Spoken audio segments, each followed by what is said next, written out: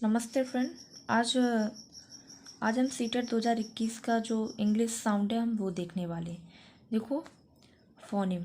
Phoneme क्या होते हैं? इसमें लिख रहा है phoneme the smallest unit the sound, यानी कि फोनिम सबसे छोटी इकाई है किसकी? साउंड की। अब साउंड होते क्या है, अब आपको पहले ये पता होना चाहिए। देखो, अगर इंग्लिश साउंड की बात करते हैं हम, तो इसमें 44 आपके इंग्लिश साउंड होते हैं। अगर यहीं पे हम लेटर्स की बात करते हैं, जो इंग्लिश लेटर हैं, इंग्लिश लेटर 26 होते हैं। ए से लेकर के जेड तक ABCD जो आपकी होती हैं, जो आपके साउंड होंगे इंग्लिश साउंड, वो क्या होंगे? 44 होंगे। ये इसको भी हम दो प्रकार से विभाजित कर देते हैं। एक तो वॉवल साउंड हो गए आपके, एस मतलब साउंड, और एक हो गए कॉन्सोनेंट साउंड।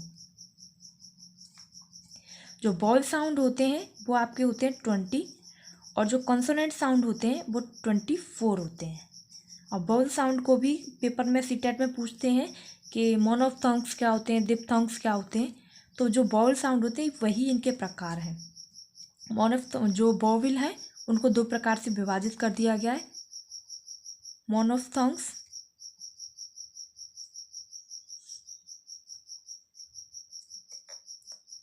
मोनोफ्थोंग्स होते हैं वो आपके 12 होते हैं। और मैं यहाँ लिख दे रही हूँ, थोड़ा सा जगह नहीं है। जो आपके डिप्थोंग्स होते हैं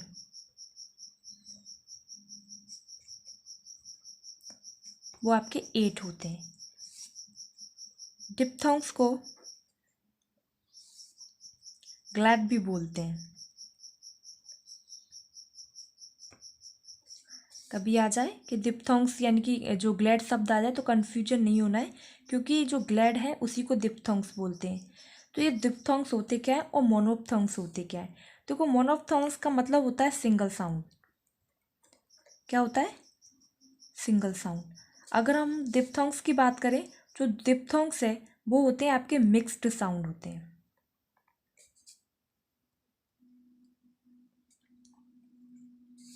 क्या होते हैं?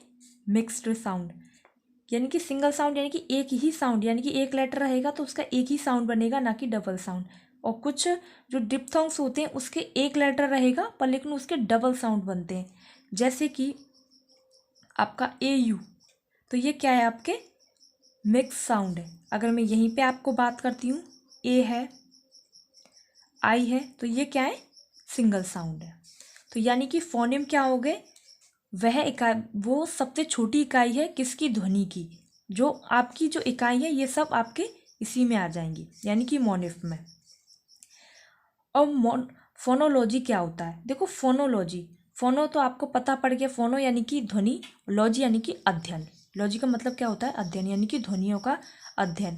तो इसमें लिख रहा है कि it deals with sound, study of sound in language, यानी कि वे साउंड जिनकी हम, जो वे ध्वनियाँ जिनका हम अध्ययन करते हैं, किसमें? लैंग्वेज में, यानी कि वे ध्वनियाँ जिसका हम अध्ययन करते हैं भाषा में, वो हमारी फोनोलॉजी कहलाती है। अभी आपका डाउट क्लियर हो गया होगा। फोनिम्स क्या है? The smallest unit the sound.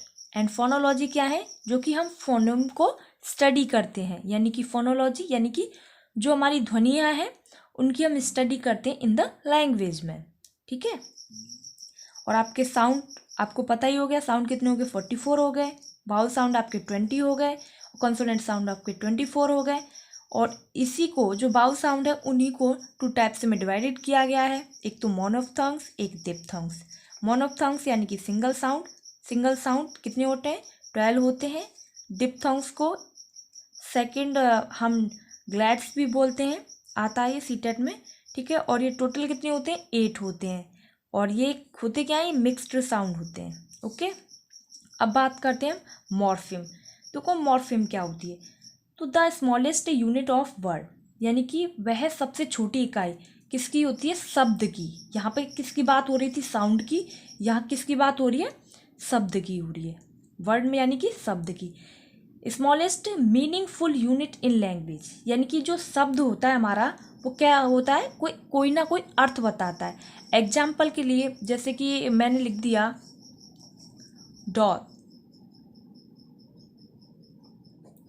जो आपकी डॉल है, डॉल यानी कि आपके तभी माइंड में क्रिएट हो जाएगा कि डॉल होती क्या है, यानी कि गुड़िया होती है। यानी कि आप एक शब्द को जैसे ही लिखा हुआ शब्द दिख गया तो आपने तभी कॉन्सेंट्रेट से सुना और फिर तभी आपके माइंड में इमेज बन जाएगी कि डॉल होती क्या है।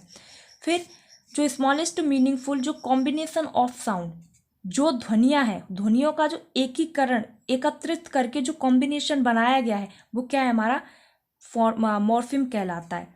जैसे कि आपको मैं बता दूं, जैसे कि मैंने लिखा रियल, क्या लिखा, रियल, रियल में वास्तविक होता है।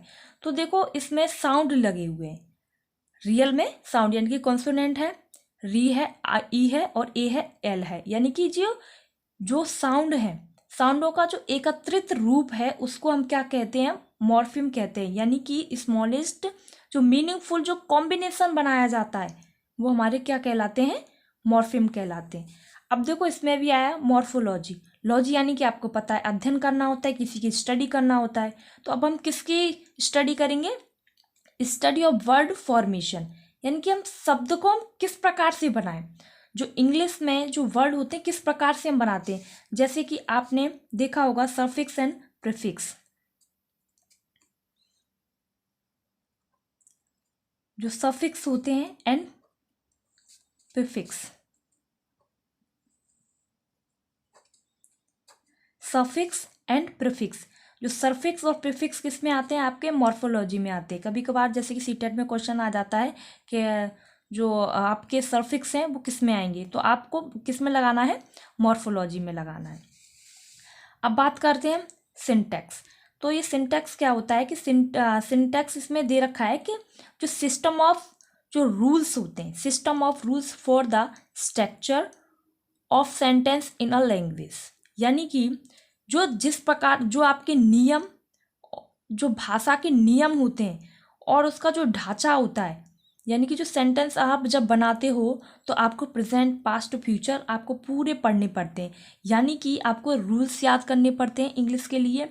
उसके बाद में फिर आपको स्ट्रक्चर देखना पड़ता है। स्ट्रक्चर मीन्स यानी कि आपका सब्जेक्ट है, सब्जेक्ट प्लस आपकी हेल्पिंग वर्ब है, हेल्पिंग वर्ब प्लस आपकी वर्ब है, वर्ब प्लस आपकी ऑब्जेक्ट है, ऑब्जेक्ट के बाद में आपका क्या आता है, अदर वर्ड आता है। तो ये आपके सब क्या है, एक स्ट्रक्चर है किसका, जो आप किसी भी लैंग्वेज का जब फॉर्मेशन करते हैं तो वो हमारा स्ट्रक्चर कहलाता है। यानी कि पहले हमारा सब्जेक्ट आएगा, फिर हेल्पिंग वर्ब आएगी, हेल्पिंग वर्ब के बाद में वर्ब आएगी, फिर ऑब्जेक्ट आएगा, ऑब्जेक्ट के बाद हमारा अदर वर्ड आएगा। मैंने शॉर्ट में लिखा है अदर वर्ड, यानी कि OTH यहाँ पे ER कर दिया ना, मैं थोड़ा शॉर्ट में लिखा हुआ है। अब बात करते हैं सिमेंटिक्स। सिमेंटिक्स का मतलब क्या होता है, meaning of words and phrase. देखो सिमेंटिक्स का अर्थ ही यही होता है, जो अर्थ के आधार पर, किसके आधार पर, अर्थ के आधार पर जो आपके शब्द की मीनिंग क्या निकलती है और आपके जो फ्रेजेस हैं वो फ्रेजेस की मीनिंग क्या निकलती है, तो वो हमारे सिमेंटिक्स कहलाते हैं। देखो आप सभी को जो मैंने ये लाइनें लिखी हैं एज इट आपको याद कर लेनी है, क्योंकि सीटेट में यही लाइनें आपको पूछी जाती हैं कि सिंटैक्स क्या होता है, आपकी सिमेंटिक्स क्या होती है, मॉर्फिम क्या होता है, मॉर्फोलॉजी क्या होता है। तो ये लाइन है ना, थोड़ा सा आपको यही कन्फ्यूजन करेंगी और यही आपको थोड़ा सा पढ़ना है। तो आई होप यू कि ये आप सभी को समझ में आ गया होगा। Thank you for watching this video.